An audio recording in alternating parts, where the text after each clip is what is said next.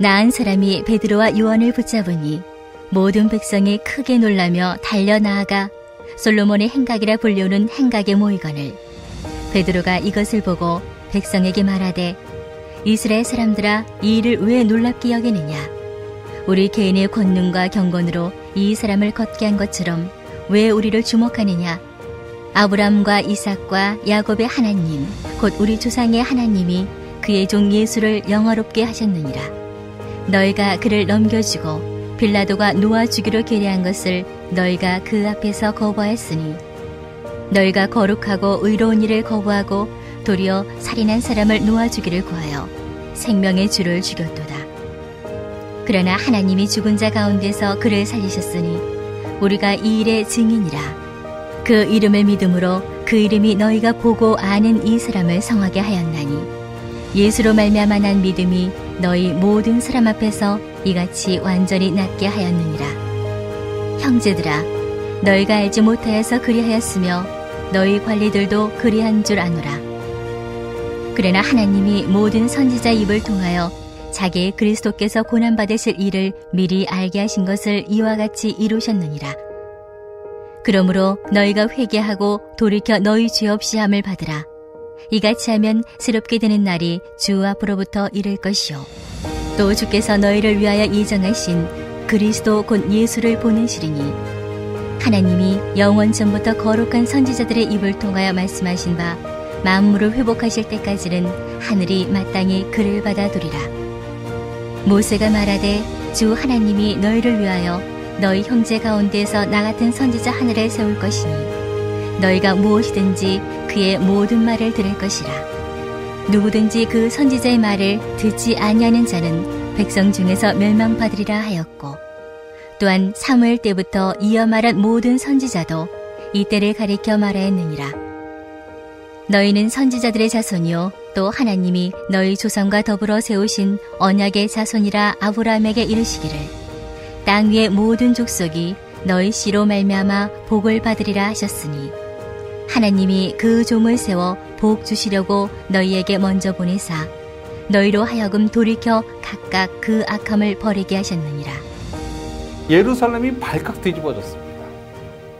어제 본문의 기적은 이 단지 못 걷는 사람이 걷게 된 그 기적 이상의 사건이었기 때문입니다. 성전으로 지나는 모든 사람이 아는 사람이었어요. 2절에 날마다 성전 문에 두는 자라고 표현한 것처럼 누군가 늘 그곳에 데려다 주던 늘 그곳에 있던 사람이었습니다. 이 사람은요, 이 구걸이라는 요청을 통해서 하루하루 자신의 삶을 유지하던 사람이었습니다. 생명을 유지하는 수단으로 이 구걸을 선택했고요. 오늘까지 살아올 수 있는, 오늘까지 버텨올 수 있는 사람이었습니다.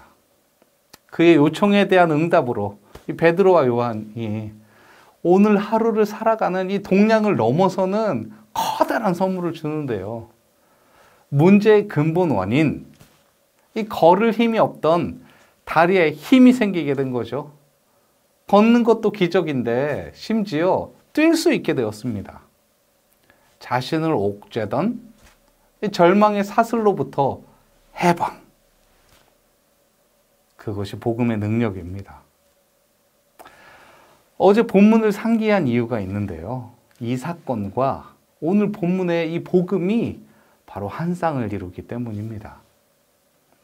복음의 삶에서 현실화된 사건, 이 억압에서 해방된 사건이 어제의 본문입니다. 오늘 본문에서는 이 베드로가 한편의 설교를 시작하게 되는데요. 모두가 알고 있던 그 사람의 놀라운 기적은요, 그 금방 모든 이스라엘 사람들의 호기심을 일으키기에 충분한 사건이었습니다. 사람들이 모입니다. 그리고요, 이 모두가 이 베드로의 입을 집중하기 시작합니다.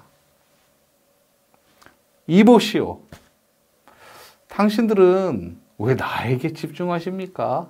베드로의 말이에요. 이것은 내 권능이나 경건으로 한 일이 아니에요.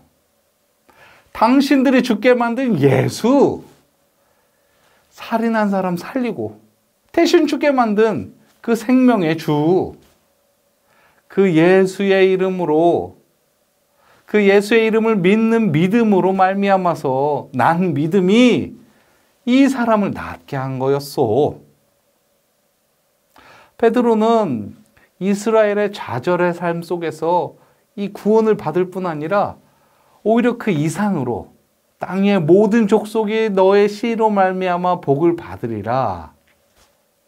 즉 복의 근원이 될 거라는 희망의 선포를 설교로 이어갑니다. 베드로의 복음의 선포는 이 좌절하고 있는 이스라엘 민족이 이 정체성을 회복할 수 있는 설교였습니다. 마치요, 구걸해야만 하루를 연명하는 이 상태에서 이 노동력이 회복된 것처럼요. 그럼 일을 하면 되니까요. 민족의 정체성을 유지하기 위해서 오늘도 성전 앞으로 나온 이들에게 근본적인 회복, 뭐냐면 복의 근원이 되는 민족으로 선포한 것입니다. 더불어서요, 오늘 본문 이해하는데 중요한 것이 또 있는데요. 오늘 본문, 이 설교를 통한 놀라운 역사는 사실 이전부터 하나님의 인도하심을 통한 이 복음의 설계가 있었고요. 또 성도들의 순종이 있었습니다. 2장에 나오는 사건, 오순절 성령 강림, 다 함께 모여서 예수님께서 약속하신 이 성령을 받고자 기도하죠. 또 여기서 머물지 않고요. 성도들은 이 물건을 팔아서 필요에 따라서 나누어 줍니다. 또 날마다 마음을 같이하여 모입니다. 복음을 전할 준비. 이 준비는 우리가 알고 있는 것보다 더 특별한 것은 없었습니다. 내가 아닌 이 하나님의 인도하심, 즉 성령의 충만을 구하는 것, 그것이었고요. 또 예수님의 말씀, 그 가르침대로 나누고 모이는 것, 그것뿐이었습니다. 그러자 오늘의 복음을 전하는 길이 열린 거죠. 신앙생활을 하면서요, 이 많은 분들을 보아왔어요. 그런 어떤 분은 방언도 하고 어떤 분은 또 놀라운 기적을 체험하기도 합니다. 간증하셨고요. 어느덧 이 복음이 일상의 평범이 되는 순간 다시 복음으로부터 멀어집니다. 하나님이 전부인 것처럼 고백하다가 이제는 자기 삶이 자기의 전부가 되어버린 거죠. 삶의 모양이요, 예수님의 제자가 되지 않고 그저 놀라운 사건이나 이 기적에 기대서 믿게 된 믿음은 오래가지 않습니다. 사도행전 1, 2, 3장 통해서 말씀하시는 이 메시지는 오늘의 놀라운 역사 이전에, 이 커다란 복음의 수확 이전에 성도들의 삶이 우선적으로 준비되어야 할 것을 이야기하고 있습니다.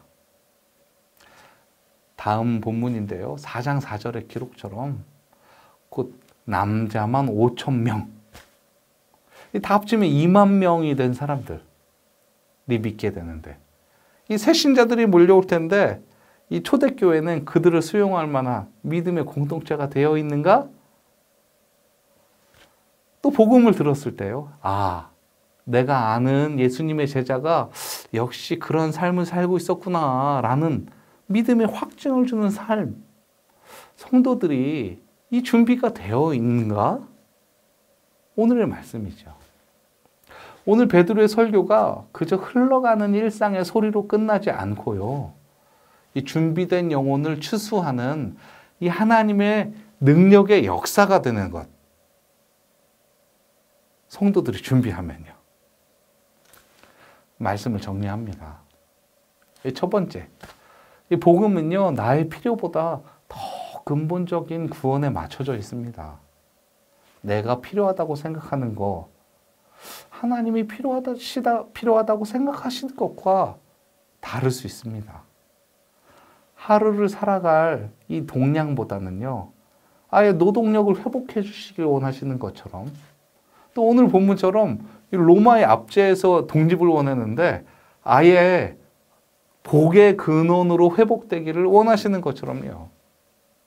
하나님은 내 인생의 구원을 원하시는데 우리의 작은 믿음이 지금 내 앞에 작은 문제 가지고 이 문제를 해결해 달라고 구하고 있을지도 모릅니다. 우리의 믿음을 점검해 보았으면 좋겠습니다. 내가 구하는 기도를 다시 펼쳐놓고요. 하나님이 원하시는 것이 무엇인지 구하고 비교해 보는 거죠. 맞지 않으면 과감하게 폐지하고요. 하나님 뜻에 조금 더 가까운 것으로 다시 구하셔야겠습니다. 두 번째는요. 오늘 베드로의 설교 이후에 초대교회는 대부흥기를 맞습니다. 그런데 이 부흥은 이미 믿음으로 준비된 성도들이 있기 때문에 하나님이 열어주신 것입니다. 늘 성령의 충만 구했고요. 나누고 또 모이기를 힘썼습니다. 우리 안디옥 교회도 계속해서 이 준비가 되어 있는 준비된 교회가 됐으면 좋겠습니다. 함께 기도하겠습니다. 우리 첫 번째 기도하실 때는 우리의 연약함을 고백하겠습니다. 내가 원하는 것보다 하나님께서 원하시는 그 뜻대로 믿고 행하기를 원합니다. 두 번째는 준비된 나와 우리 교회가 되게 하옵소서. 하나님께서 예비하시는 그 부흥의 세대를 맞이할 우리 충분한 준비가 되는 우리 교회가 되게 하옵소서. 우리 함께 기도하시겠습니다.